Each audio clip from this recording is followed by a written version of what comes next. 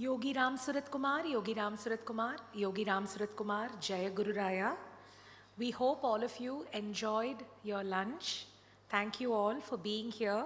For the afternoon session, we are on day 2 of the National Conference on New Perspectives on Science and Technology. We have 2 very interesting talks this afternoon, followed by a grand musical extravaganza, a performance by Kalaimamani Dr. Gayatri Girish at 6:30 p.m. today. We all look forward to a talk by Dr. G. Meera. Doctor, on behalf of the Devaki Veda Patasala of the Yogi Ramsuratkumar Ashram, we extend a very warm welcome to you. We thank you for being here. Before I pass the mic on to Dr. Meera, I would like to share a small introduction about her. Dr. G. Meera is the medical director at Sri Hariyam Ayurveda, where she successfully practices along with her husband, Dr. Sudhir, who is an 8th generation Vaidya. She is also the only woman elected director at IMCOPS Chennai.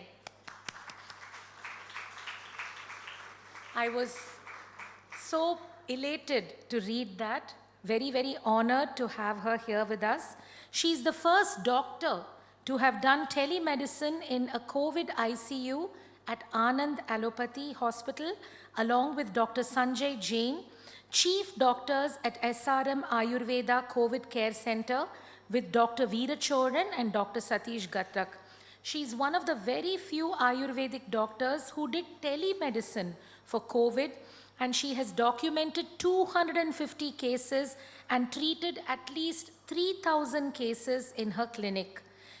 Along with her family, she has served 25,000 villagers in and around Uttiramerur in 2019 with Ayurveda immunity boosting herbs following the center's COVID preventive protocol. All of these efforts have been well documented by the Tamil daily Dinamalar. In continuation with her passion to practice and preserve Ayurveda, her clinic, her practice historically honors 33 Ayush doctors through their Jnana Varshini Trust, through His Excellency Thiru R.N. Ravi, Governor, Tamil Nadu. This event happened on December 14, 2023. This decade-old trust also caters to medicinal needs of the Irula tribals from villages in and around Chengalpet. We are very, very proud to have a multifaceted, multi-talented personality as Dr. Meera here with us, and we all look forward to hearing her speak today. Thank you. Respected dignitaries, Mataji, various bhaktas of this great Veda Patasala, and Yogi Ji's Shishyas, friends, dignitaries, you would have all had a heavy lunch, and the sugar shoots up after your lunch. The kapham increases in your body, the ideal time to go into sleep. The tamo gunam increases. What does Ayurveda tell about day sleep? It does not recommend day sleep, but which we love to do. We can't stop ourselves from sleeping. Ideal to take a nap in the sitting position, that is in what position you are all in, and not to lie down. That is what Ayurveda recommends. After having your lunch, walk for 1,000 yards and sit and nap for few seconds. That's not going to cause any disease. So the topic given to me is new perspectives on science and technology in ancient India. As Mataji was explaining yesterday, after they had conducted 3 conferences in 2007, after which they could not go ahead in conducting these conferences. And she also told how Yogi Ji had predicted that in 25 years, the Vedic science will become so famous and so prominent in the world. Probably we are reaching that phase. 2023, in 3 years, we can look forward for more magic from the Indian sciences. That is why probably IIKS, Indian Knowledge Traditional System, has been even born and conceptualized in IIT. What are the new perspectives? Before going into that, have we understood the existing perspectives? We always want something new. Whenever the patient comes into our clinic, because you know the Ayurveda is so ancient and old. You have very moderate appearing clinics, no fancy, glass doors and white coated physicians and nurses and front offices who answer your call 24 hours. So whenever the patient walks in, they ask, what is new, doctor? I'm very sure Ayurveda would have got advanced in all these 20, 30 years. I have a leg pain. How are you going to cure me of? If we had changed our approach, we wouldn't have been able to treat COVID. If we are going to change the approach, we will not be possible to approach any epidemic which are going to come in the next decades to come. We cannot change. The Ayurveda's approach should not change. But the understanding of Ayurveda, the perspectives which we had, we have shed many of the existing perspectives where we had gone into the shelf and not accepted anything Indian. And such perspectives have started to change. Today is Tiruvannamalai. I know many would have celebrated and taken the blessings of Lord Shiva and Parvati at your home. This star is very, very special star because it was the star in which two gurus were born. Can you name them? Tiruvannamalai star. The two gurus of India, prominent gurus were born. Sorry? Ramanar? Okay, I'm unaware. Next. Two main who were even very, very seniors to them thousands of years ago. Ramanujar and Adi Shankaracharya. Can you tell me the date of birth of Swami Ramanujar? It is Panchami, Shukla Paksham, Tiruvannamalai and Vishakamanth or Chitrai. And the birth star of Swami Adi Shankaracharya? Panchami, Shukla Paksham, same Tiruvannamalai and Vishakamanth. You will have the Advaitis praying to Adi Shankaracharyas here and Vishishtadvaiti praying here. Have we been together any day? Do we even know this? Do we even recognize that it was the same cosmic power which had taken birth at two different phases to take care of us? No. Probably this is the first time you're listening to it, right? Yes. It has hurt me many times, understanding how we've been taking different paths without knowing the purpose of why we've been born. This is Tiruvannamalai, and in 2-3 months we are going to get both the Advaitis and the Vishishtadvaitis birth star, and we have to sit and think as to how we are going to proceed. Yogi Ramsuratkumar, I'm not a disciple of Swamiji. I've heard to many of his experiences through his books and writings. Last year, when my father had left this earthly abode, I was in a sort of depression.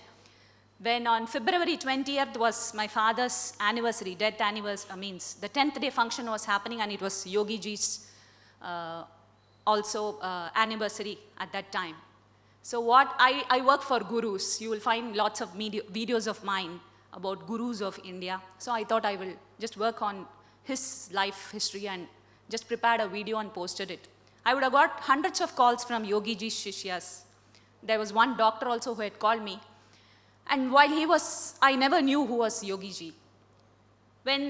Why am I discussing spirituality in a scientific session is, IIT has started working on spiritual concepts, which is an unimaginable thing. Can you imagine scientific researches which are going to be made on this Vedic science? Yes, India has entered into it. So, Atma Gunas, what is a soul? Is it possible to do researches on what is Atma and what is Manas? We would have gone through many experiences which are called deja vu, right? And many coincidences which match with these things which happen in the cosmic field, like the Tiruvannamalai star. Why should two saints be born at two different times and propose two different concepts to understand the Vedas. We believe that the star and the stars manifest different living creatures with the same, living beings with the same nature, right? So these are difficult things which we have to do, which I think India should take steps to do research on.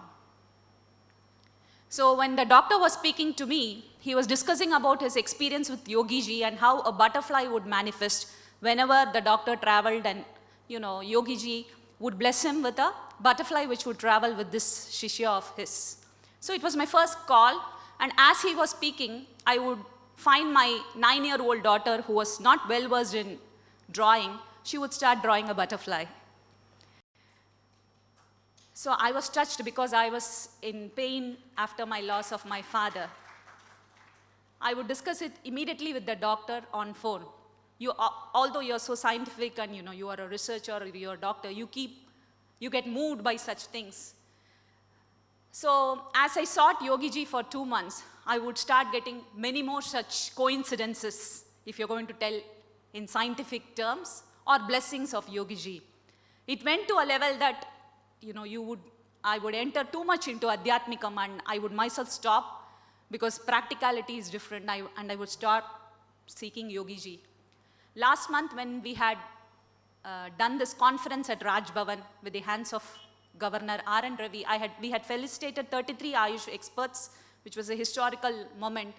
I was very upset. I missed my father and I wanted some positive sign from the cosmic force. Can you imagine?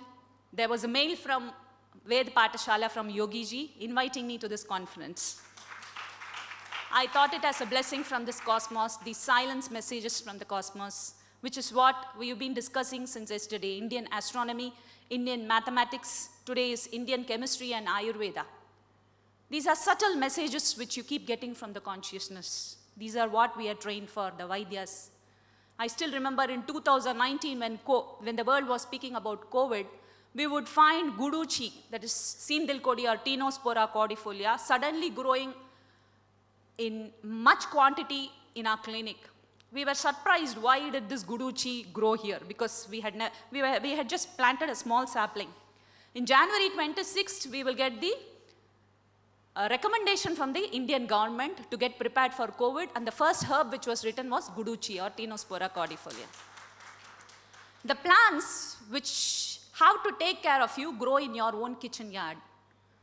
We don't have a kitchen yard and space. We have got disconnected from the environment. That is the first problem. We had many queries from the public asking the doctors, "Doctor, have you done research on this? Doctor, have you done research on this?" I would like to question you back. What have you done for the Ayush system? Have you all not been born in this country? What have you all done for the Vedas and Ayurveda? I'm not being disrespectful. We have been out of focus since 70 years. Let us accept. We don't know the purpose of the Vedas. We don't know the purpose of Ayurvedas. We don't know the purpose of Indian medical sciences or Indian sciences. The purpose was to understand the cosmos, and the only purpose of life, shall I tell you what, is to live a healthy life. Nothing else. Nothing else matters. Not this conference. Nothing else matters. If we are going to sit calmly, eat wisely, do some yoga, take some herbs, we are going to be healthy for 120 years without getting attached to the kama, krodha, lobha, moha, mada, matsaryam. Simple life, right? But why are we struggling? So I wish IIT also takes up research on understanding what is a soul. It is possible. I was speaking with researchers who have already started working very much on how to decodify and how to represent the body model with the help of science. I'm very happy. I would also recommend them to start working on how to depict the Atma and the Manas through depictable mechanisms through physics and physical means. I know it's a challenge, but the parameters have already been told in our textbooks. So before going into perspectives, I would love to share what all perspectives are we going through. There was a question of a friend who had asked, what is the difference between Ayurveda and Siddha? What system should I take? Before going into it, you should understand that Indian traditional medicine has been now codified and has been brought into one umbrella which is called as Ayush. You will find this word everywhere. Ayurveda is A, Y for yoga, U for Unani, S for Siddha, and H for homeopathy.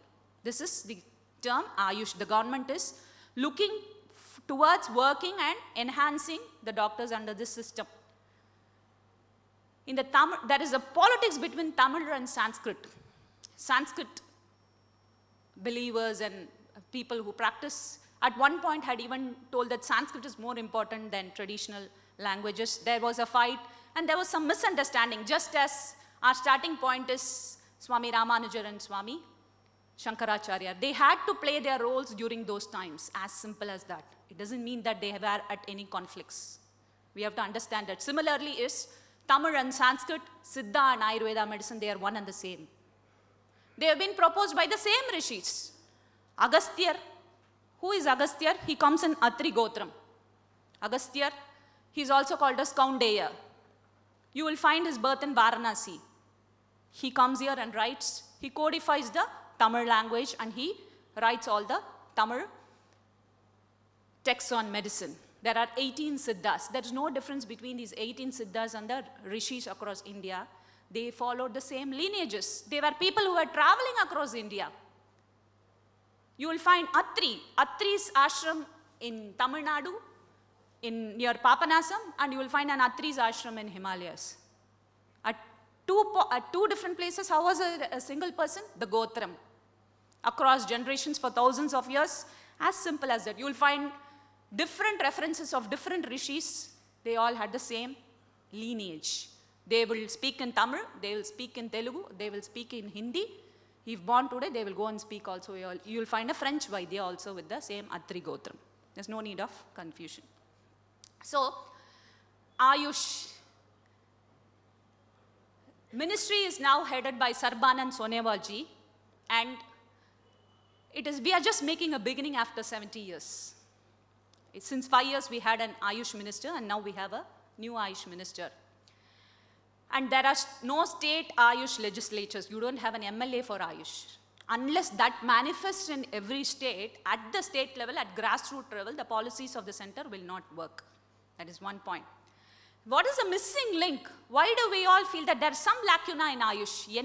There's something which is missing. Why have you not done this research? Why are you not able to fit into the Western? So many questions, and you put across the questions to the same person, Dr. Rama Jayasundar, Dr. Girija. Dr. Girija, why didn't you do this?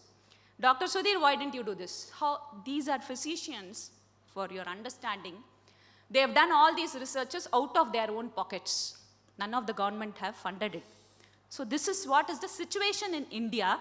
There are private practitioners of these systems who have to take care of their livelihood, the society. They have to make records and researches, which is a challenge because the system has not been properly developed, but the center is looking towards developing the system. Budget perspective, as Madam Girija had put forward, 97% for allopathy and 3%. She's my guru. She was a little bitter that the government is not taking care of Ayush. I would not blame the government. The problem is with the media and the public.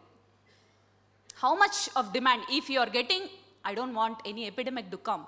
If an epidemic comes, how many of you will demand that I want to get treated by a pure Ayurvedic doctor? I will not even ask you to raise your hand. I know how many would. There was only one Matadipati from Karnataka who registered and who put up a strike with the Karnataka government telling that he will only get treated by Ayurvedic medicines during COVID. He was jailed. It is not the mistake of the government. The media will thrash you. The media has never been supportive of Indian medicine. When has it been supportive during COVID?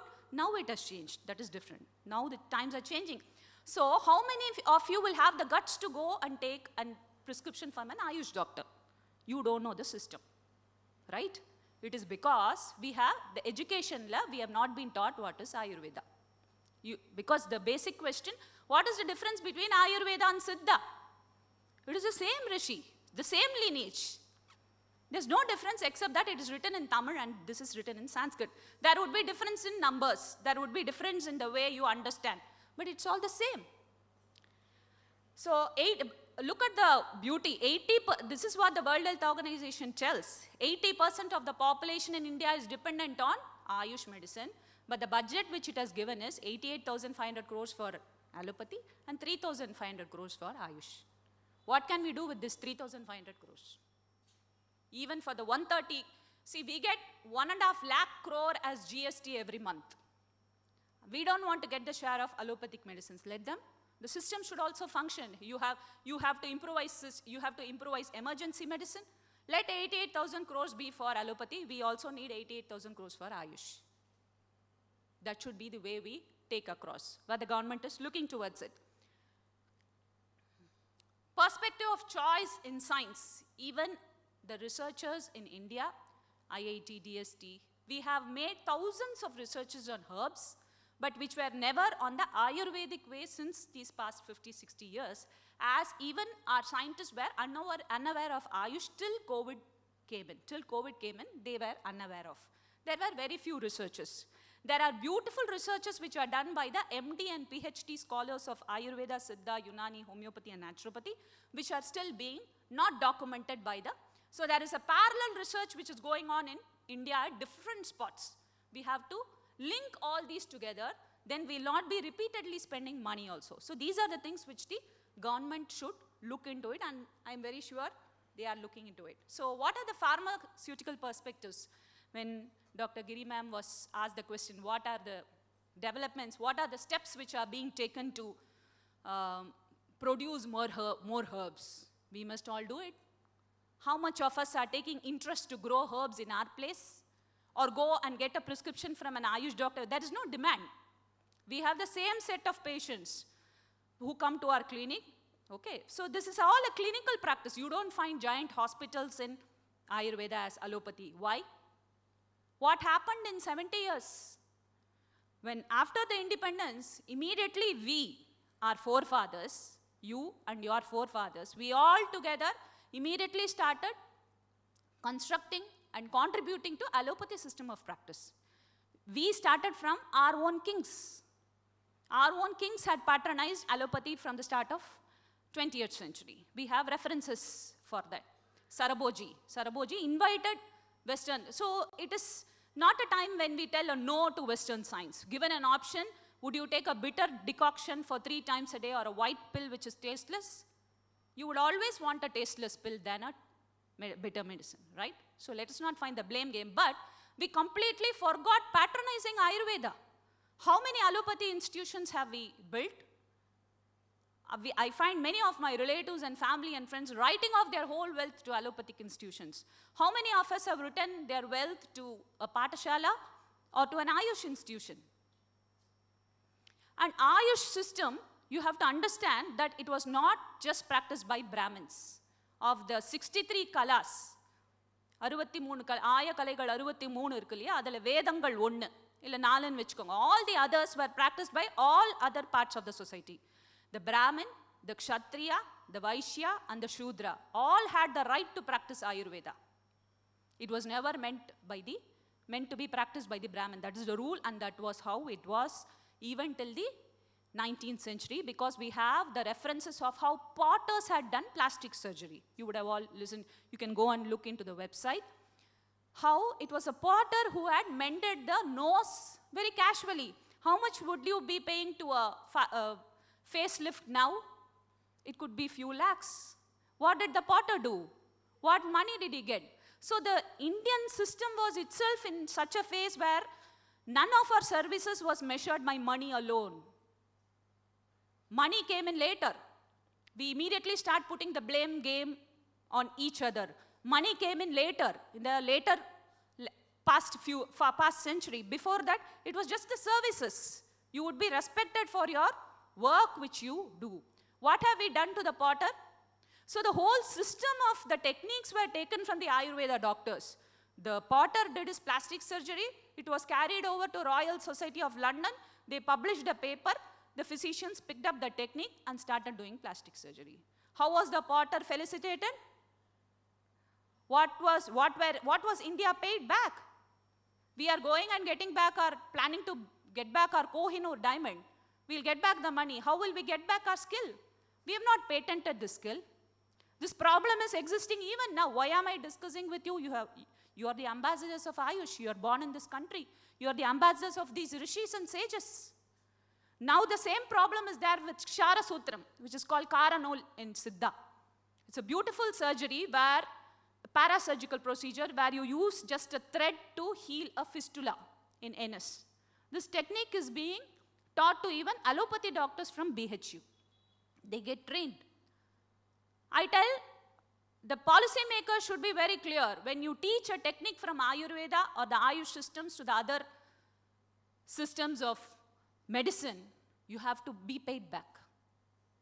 Because you have been given 88,000 crores in the budget, you give us menial funding, and you also take away our skills.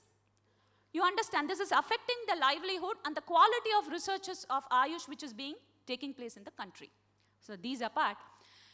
So doctor was asked, what are the developments which are happening in the Ayush system? Yes, there are many efforts which are being taken by the scientific community and the center, which I'm sharing now. It so happens I am the director at IMCOPS. The turnover of IMCOPS was at 35 crores, and after COVID, since 4 years, it has become 55 crores. So we are clapping here for COVID. It was due to the sales of Kabasara Kudineer and Nilavembu Kudineer. And the institution is expanding from Tamil Nadu to other states also. 55 crores. You all know how menial it is when you compare it to the profits of what remedies were made in just a year for a medicine which was banned, for a medicine which was never accepted by the World Health Organization, for a medicine which was still being written by all allopathics across the world. The unity with which the system works is commendable.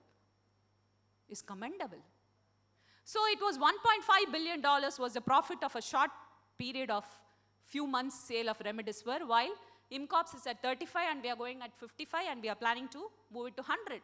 So how shall I make more profits from my company? Shall I increase the cost price of my drug, which the common man will not like? The pricing of Ayurveda drugs, you will come and tell, Triphala, right? It just looks like a powder. It just looks like a rasam or a sambar powder. This is the common man's thought process. Why should I pay? Right? This is not the case when you are given a vitamin pill for 150 rupees, when you know that you can get it for 10 pies. These are the issues. Now, pharmaceutical perspectives. This is IMCOPS, a short video. Konjam volume increase pannunga.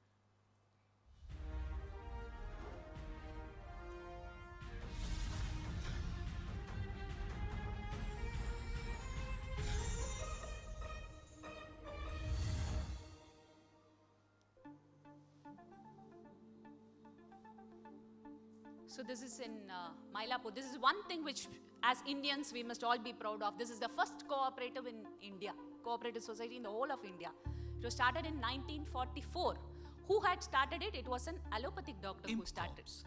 The Indian Captain Medical Srinivas Murthy was an cooperative pharmacy allopath. and stores.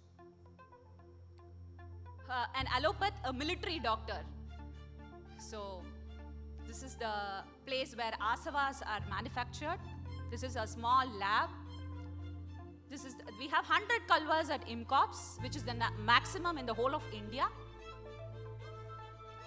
All procedures are done as per textual process, and of course modernization is there.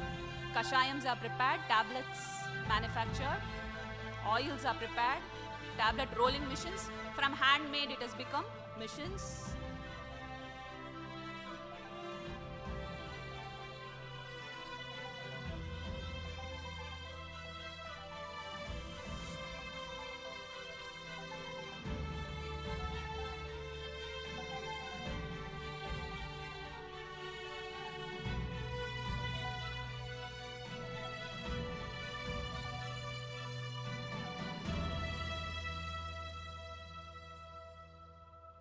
IMCOPS, the Indian Medical Practitioners Cooperative Pharmacy and Stores.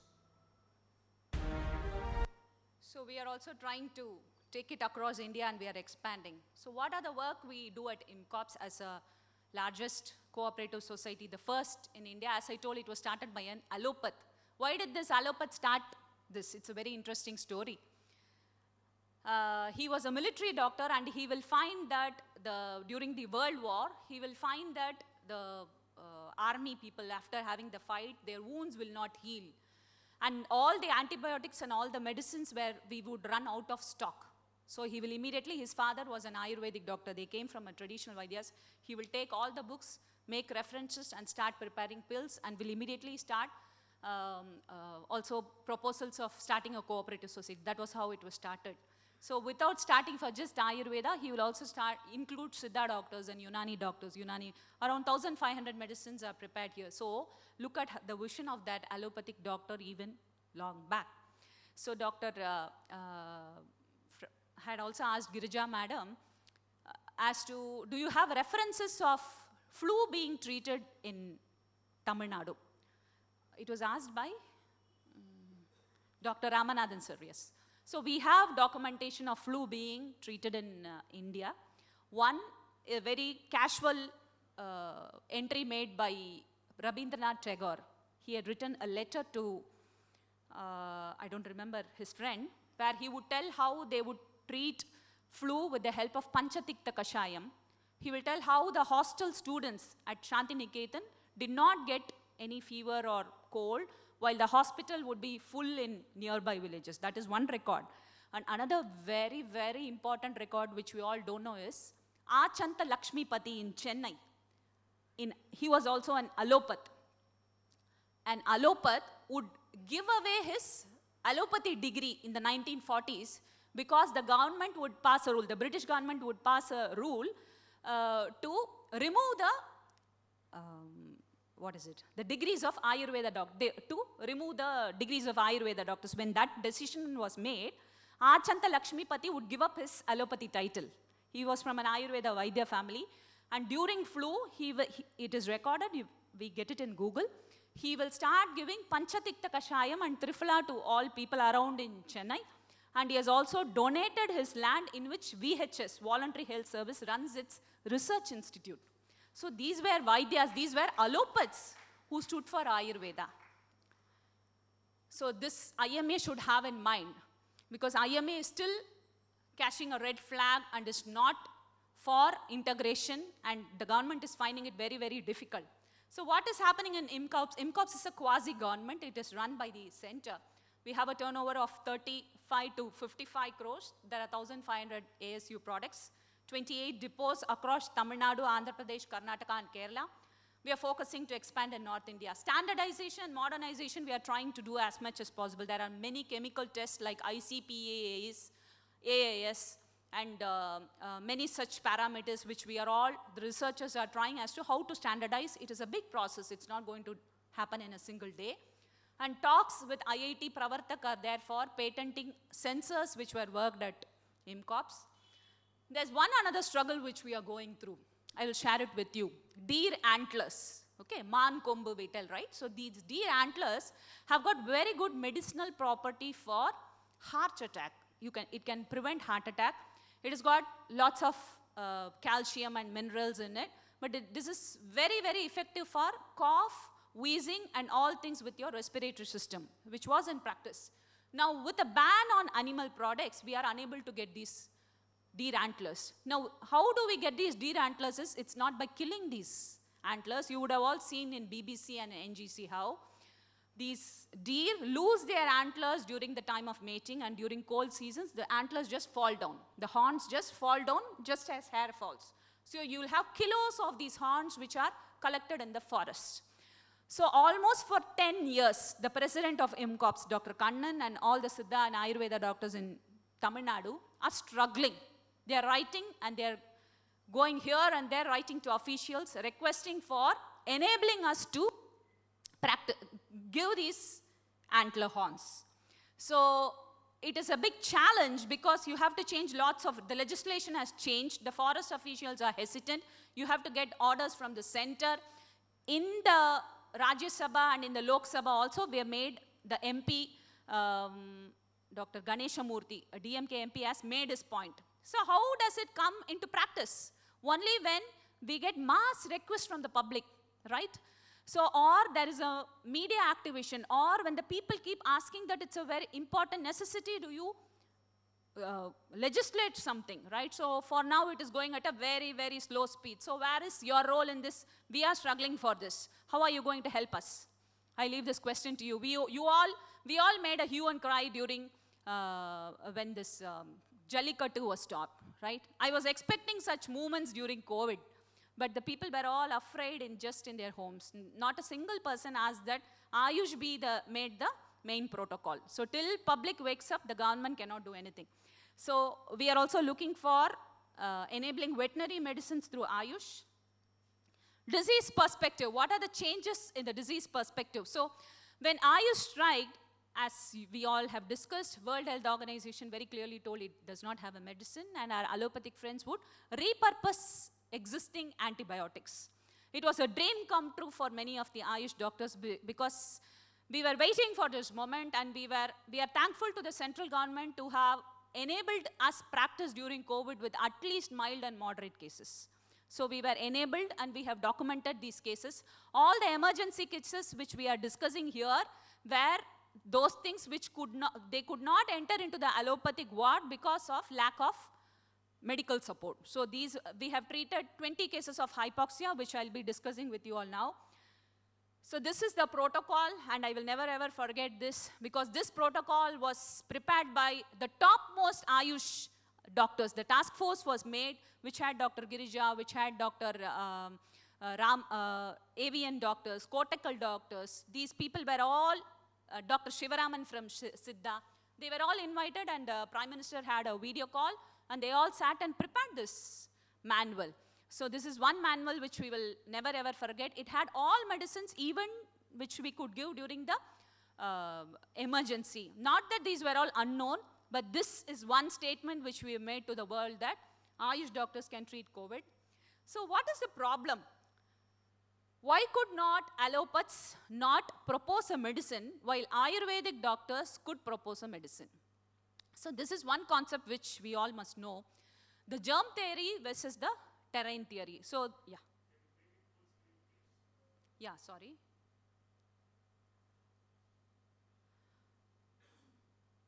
So the perspective of how an Ayush doctor looks at a body is different, and how an allopath looks at a body is different. An allopath will never write a prescription unless he finds evidence from proper researchers. That is what, or from the text. That's not the case with Ayurveda. From the day one, we are taught by the rishis through the shlokas that this plus this plus this in this condition you can give when the kapham is more. Or this plus this when pittam is more.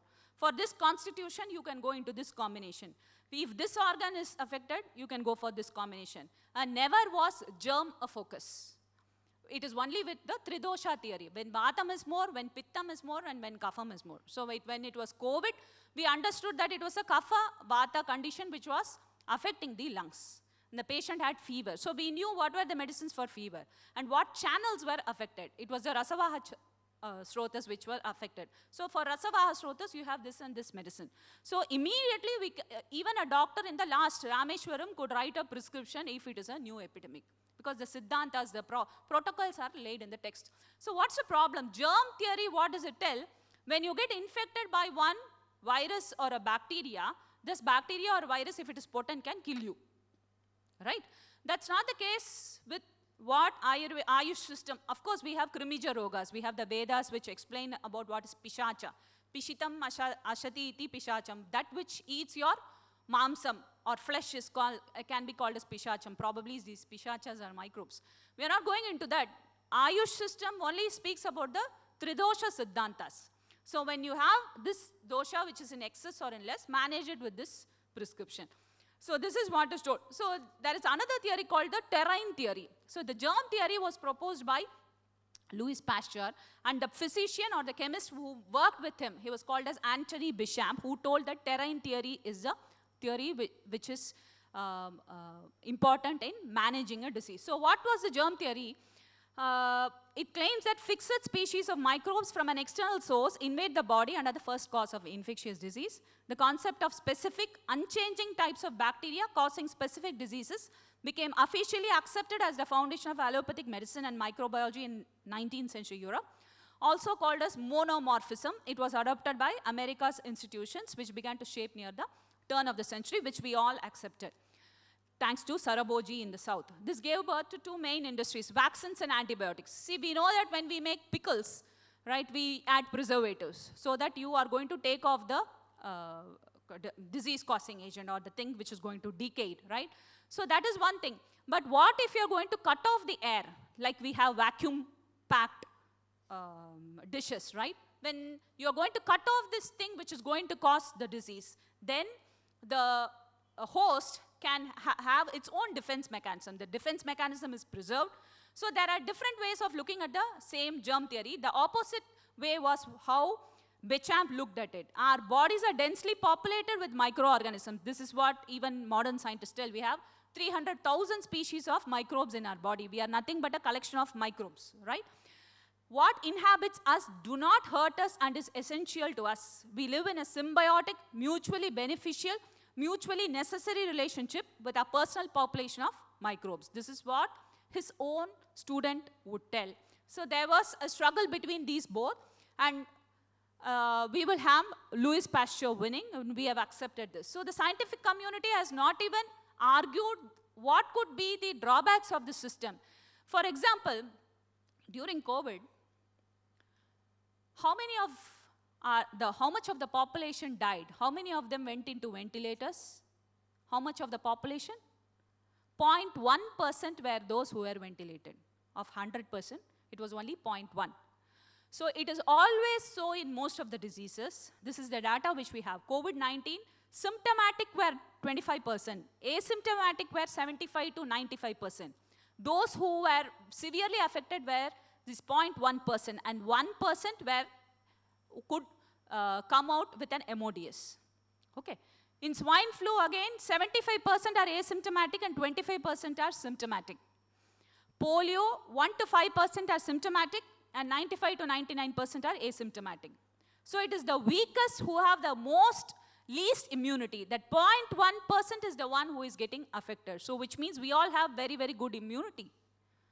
In the whole family, how many of us fell sick and how many of us came out? In the whole of your city, everybody would have got COVID, right? Not that every family had a death. It was not so. There were many deaths which were unnecessary due to unnecessary medications. So dengue, again, 80% are asymptomatic and 20% are only symptomatic. It is only this, we are worried about this 0.1% of population. And so this is what is immunity. This is what is the terrain theory. Our terrains are good, and it's only a very small percent of population which is getting affected. It is in most of these epidemics. So the researchers, when we go ahead, we cannot frame research protocols based on Louis Pasteur's theory, but that is how the researchers are being framed now. We have had 170 to 200 research papers from India, from various scientific institutions, with various extracts of herbs, active principles of herbs, which were very active in inhibiting these viruses, which the actual Vaidya does not accept as authentic Ayurveda. But we have no choice but to travel with these principles for now to make a statement with the Western world. It is only because of these efforts that GCTM, Global Center of Traditional Medicine, has come in Jamnagar for Ayush system alone. So this is one thing which as Indians you all have to be proud of, and you have to follow the how this GCTM is going to come up, because this is the first country, because traditional medicine is being practiced in all countries across the world. South America, you have Africa, you have in Australia and England, even in Europe, there are traditional medicine practitioners. But India is going to be the mouthpiece of the traditional medicine, and that is why GCTM has been found in Jamnagar. So going ahead, we cannot stick on to Louis Pasteur's theory. We have also to examine and Bechamp's theory and frame our researches. So I'll be sharing a case of how we treated a COVID hypoxia. This is one of the least hypoxia which we've recorded. We had managed 20 cases of hypoxia from home only through telemedicine. These were all people, friends and relatives, and people who could not get admission in an allopathy hospital. This has been published in Science Direct. So it's the first known documentation of a COVID patient in ARDS, acute respiratory distress syndrome. His respiratory rate was at 44, and MODS, where all his organs were in failure when he reached us. He had fever, body ache, and his SpO2 was at 56. See, the World Health Organization had given the rule that people who had oxygen parameters lesser than 90 should be admitted. While after the 3 waves, even at the end of the 3rd wave, allopaths themselves started telling that from 85 to 90, please don't come to the hospital. So how many of the people were admitted at 89 and unnecessarily treated? God only knows. So Ayush doctors never get carried by the numbers. Even you should never get carried by the numbers immediately. When you fall sick, when you all had a good feast now, if you're going to go and test your sugar levels, it will be at 200 probably. If you're going to take a walk, it will come down by 20 to 180 if you're an old age person. If you're a healthy person, it will be at normal level. So when you're getting old, the sugar levels may spike for a little longer time, and it will come down when you're going to, and if you're going to have a fever, it will show at 220. This is not the time to interfere and take pills. This is the time to observe, and the next meal when you have at dinner should be just soup. It is just giving that direction. If you're going to go and have your tea now, don't have sugar. Don't have biscuits. So this is what the parameter is telling. So when his hypoxia was at 56, we had patients who had hypoxia from 75 to 90, which we had done with just Ayurveda medicines, and they were not put on any ventilators from home. Their sugar level was high. All the LFT and KFT, that is liver function test and kidney function test, during a fever, I record here, will show high parameters or abnormal parameters. Kindly look into the website as to whether there has been a research on what are the changes which occur in the body, in the liver or kidney during a malarial or a typhoid fever. Is there any research which has been done? No. No doctor knows what happens to your liver or your kidney during a fever. There is no research paper. We have made an observation and found that during fevers, may it be COVID or typhoid or malaria, we found that all their parameters, the liver and the kidney function parameters, were high. It was not due to it was only due to the condition, and after 3 weeks, when you do the test, it falls back to normalcy. So if you're thinking that your creatinine is high and you're going to go into a dialysis, it's your fate, and you have not understood your body mechanism. This point you will not find in any researches. Researches, even in the Western medicine, has not been, we question Ayurveda. Go and question an allopathy doctor what happens during COVID. Okay, nobody knows. This is how. Has any study been documented on hypoxia? You all listen to hypoxia, right? If it is lesser than 90, you get admitted. Then the doctors made it 88, 90. During all fevers, have you used your pulse oximeter after COVID? It is all sleeping, thankfully, right? Otherwise, you will be having a heart attack every night, day. After sleep, if you're going to take your blood parameter and check for your oxygen, it will show a point lesser. It will be at 97. If you're an old person, it can even show it till 90. You keep recording it every day when you don't have a cold. Not in this season, please. Go to summer when you don't have a cold, because don't get frantic. It will show when you are in sedentary, the oxygen level which is circulating with the blood will be low. Even the allopaths would accept that the oxygen, the blood which is circulating in the periphery, the oxygen which it carries is different, and the oxygen which is carried by the central arterial system, the oxygen capacity is different. So you cannot even decide with just the pulse oximeter. That was a flaw. This has not been recorded anywhere. We have to accept, humanity must know to accept flaws so that you improvise next time. There is no error that we have made an error. But if you fail to recognize that we have made a mistake, what information are you going to give to the next generation? So this is hypoxia. There is not a single research which has been recorded. It is only with respect to COVID. But then why did you put the parameter that people below 90 should be admitted? If you had a COVID, if you just show that COVID becomes negative after a test, you are done. No. So proper researches have not been even formulated in the Western medicine. Yeah, I'll finish it off. One more point. When you're getting admitted into a hospital, there will be 10 medicines which you are put into your IV, right? No problem, don't worry about it. But has there been any research of interaction between these medicines? Can you be given an antibiotic and a paracetamol? Are you cutting down my voice so that it's not getting published? Because because my videos were removed many times. This is science. Let's be practical about it. There is no research that what happens when you're given a gelusil, an antibiotic, an antipyretic, and an omeprazole together. There is no research of how 5 medicines can be put in your IV. Then how are you being administered? The doctor tells, I've experienced, don't worry. It's the same way the Dr. Sudhir also told, don't worry. Mercurial medicines are given since long time from your own rishis. We've seen practically. Don't worry and take your mercurial medicines. You understand? It is our gurus and our rishis.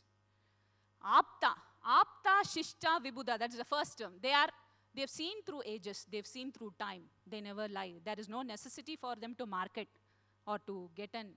So you can be very happy about taking a mercurial medicine. Our researchers are working towards it, and in probably a century or so, we'll have fantastic researchers which will come from India. So I'll go quickly. So this was the patient with the oxygen support. He came to us 56. We had to repeatedly ask them, are you in your senses that you're coming to us at 56?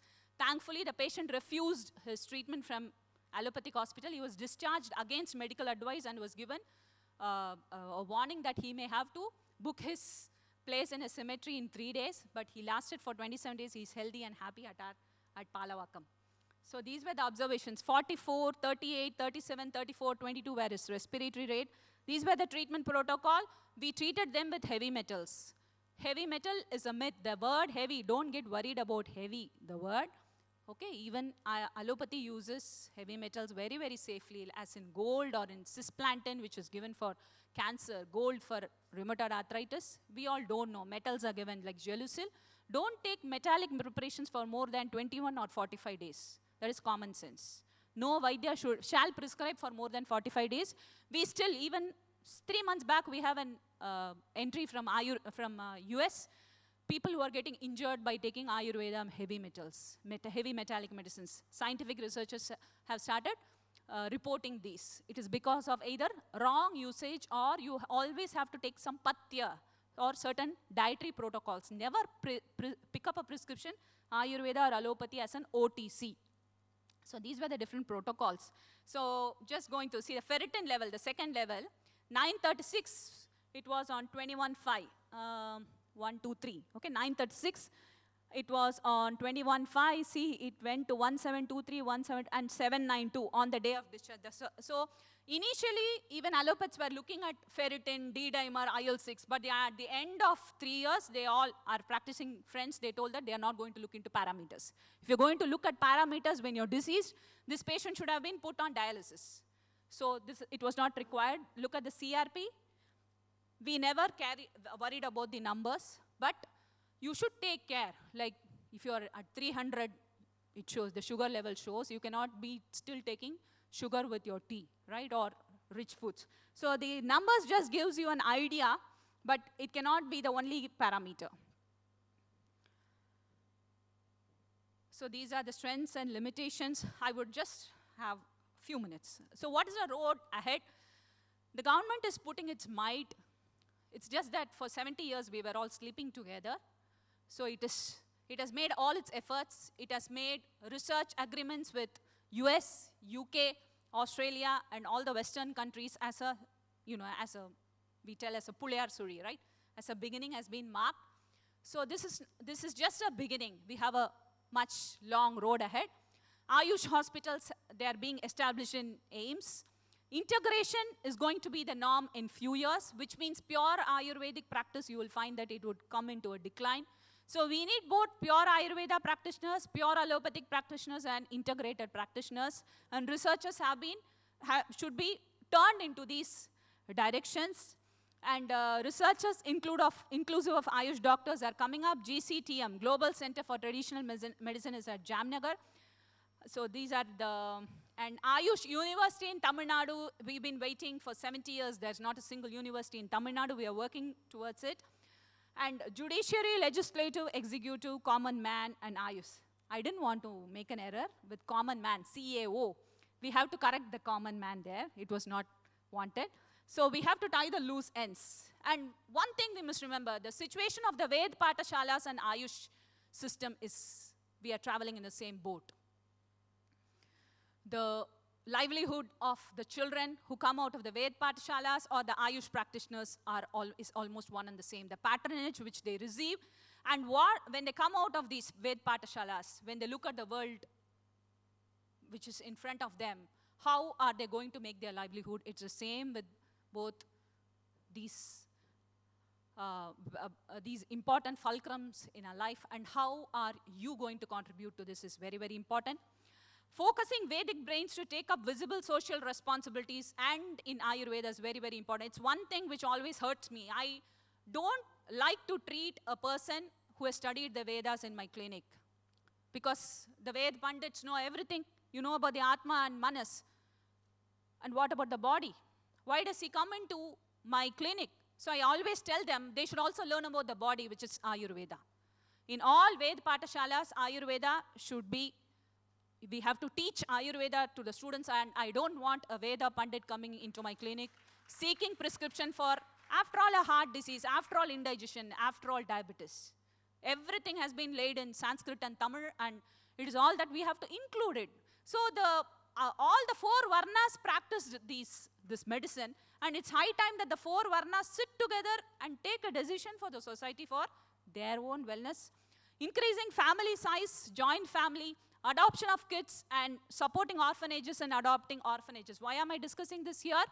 All our kids are going to take only Western education, and we have to increase the number of people who think on Vedic lines for our own welfare. So increasing the family size is very, very important, and teaching at least one kid what is Vedic science, may it be astronomy or especially medicine, which we have forgotten, is very, very important. Don't waste your time in old age homes or just home listening to just spiritual talks. Yogi Ramsuratkumar was a visionary who had very clearly, he had started this Ved Patasala, and probably it is why after 2007, 16 years of break, that he has been reborn here along with Indian medicine. Indian medicine, it is a responsibility of the society to push all your thoughts into this, because for one, I would want the society to be selfish, because when the next epidemic comes, the doors are always open. For your children and for the next generation, it is the Ayush which is going to support us, so be selfish and promote Ayush. And funds for Ayush is the crunch which we are facing. This is one more idea which I was thinking of. We are having nuclear families. We should have had 6 children in our home. Yeah, last point, right? 6 kids in our home. So now what we find is we have very, very wealthy, affluent families, right?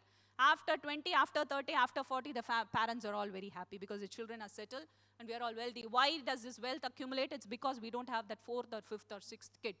The excess fund kindly direct into Patshalas and for promoting Ayush researchers. It is our responsibility. I would like to finish this with an Ayush pledge. If you're all interested, please join with me. Put your hand in your hearts. I'm proud of, and tell with me, I'm proud of India's rich and varied medical heritage. I shall always put my breath and soul to nurture it. Jai Hind. Thank you so much. Yogi Ramsuratkumar.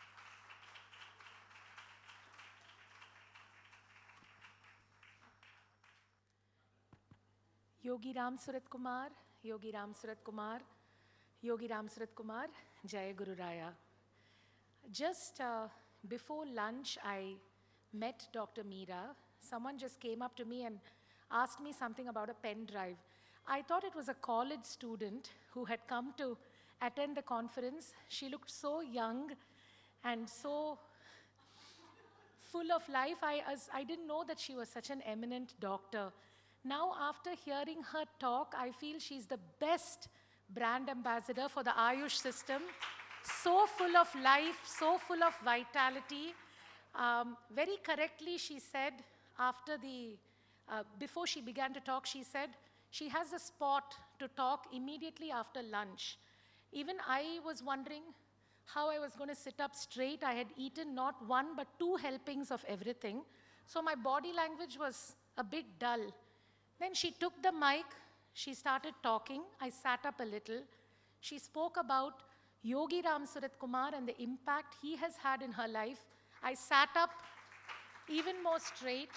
She spoke about how Bhagwan's grace has helped her heal during a very difficult personal time. I sat up even straighter, and then she explained to all of us, including ignorant people like me, what is Ayush. And then from that time, I've been sitting up. My spine has never been so erect in a very long time. So our humble pranams to you, Dr. Meera. Thank you for making all of us aware that there is a need for support for Ayush. It's nothing but Bhagwan's grace that has brought us all here together and is making us wake up to these pertinent issues in our country. Our humble pranams to you. Thank you so, so much. And we hope that we will have many more opportunities to interact with you in the future. We now request our dear Ma Devaki to please honor Dr. Meera. Jai Bhagwan Yogi Ramsuratkumar.